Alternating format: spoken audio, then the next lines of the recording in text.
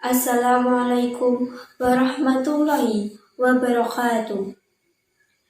Bapak Kepala Sekolah SMA Negeri Setunggal Panggul ingkang dahat kinurmatan, Bapak Ibu Tujo saha karyawan SMA Negeri Setunggal Panggul ingkang sinudarsono, saha kanca-kanca ingkang kula tresnani.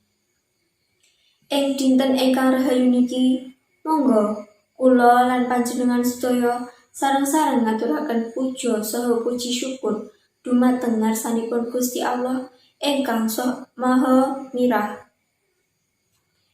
Nggih awet saking kamirahipun kula lan panjenengan sedaya saged ngrawuhi wonten adicara pahargyan pangetan Dinten Pendidikan Nasional ingkang tepatipun tanggal kaping 2 saking wulan Mei taun 2022.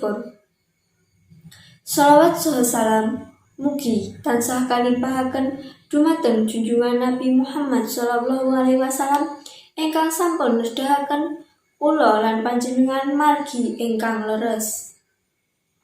Para rawuh ingkang kula hormati, perlu saged kula lan panjenengan sedaya sumerepi mbok bilih Pemerintah Indonesia ing Undang-Undang Dasar 1952 gangsal sampun dipunprogramaken wajib sinau dumateng wargi negaranipun mirahi umur 7 warsa.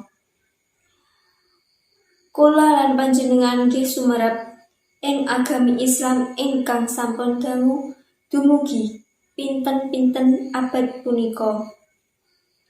Wekdal Nabi Muhammad SAW taksih gesang sampun programaken utawi anjuraken wajib sinau dumateng umatipun niku sedaya maksudipun supados umatipun dados umat ingkang gadhah ilmi kawruh lan dados umatipun Nabi Muhammad SAW ingkang boten bodho.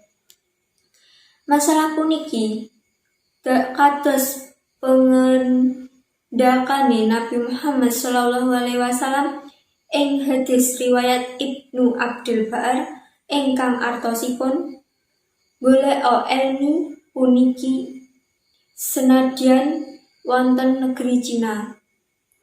Saleresipun golek ilmi niku dipunwajibaken ing atasi saben-saben umat Islam lan saleresipun malaikat punika badhe ngrendahaken sayapipun dening tiyang ingkang madosi ilmi amargi sibukipun kalian pandamelan punika. Para rawuh ingkang kula tresnani lan kelawan pangeten Dinten Pendidikan Nasional punika, monggo kula lan panjenengan sedaya ningkataken anggenipun mados ilmi punapa punika ilmi ingkang rupinipun agami saha ilmi kawruh ilmu umum. Ilmi ingkang sesambetan kalian donya lan ilmi ingkang sesambetan kalian akhirat. Semanten ugi kula lan panjenengan sumerep bentenipun kalian tiyang ingkang gadhahi kalian boten gadhah ilmi lan mugi-mugi amalan bektos kula lan panjenengan sedaya saged dipun tampi Allah Subhanahu wa taala. Amin ya rabbal alamin. Cekap semanten atur kula bilih kathah lepatipun kula nyuwun agunging pangapunten. Akhirul kalam, wassalamualaikum warahmatullahi wabarakatuh.